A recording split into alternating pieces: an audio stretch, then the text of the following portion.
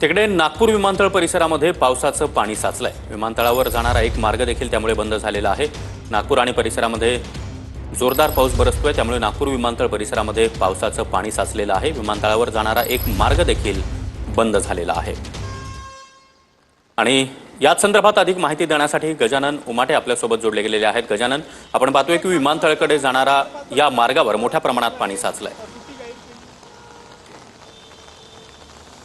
नक्कीच नागपुरात काल रात्रीपासून मुसळधार पाऊस पडतोय, त्यामुळे नागपूर विमानतळावर जाणारा एक मार्ग जो आहे तो वाहतूक पोलिसांनी बंद केलेला आहे। आपण हे दृश्य या ठिकाणी बघू शकतो। आणि दुसरा मार्ग जो सुरू आहे तो कुठल्याही क्षणी बंद होऊ शकतो कारण की त्या दुसऱ्या मार्गावरही मोठ्या प्रमाणात पावसाचं पाणी जे आहे ते या ठिकाणी साचलेलं आहे। 1.5 ते 2 फूट पाणी त्या भागामध्ये साचलेलं आहे आणि हा संपूर्ण मार्ग सुद्धा बंद करण्यात आलेला आहे।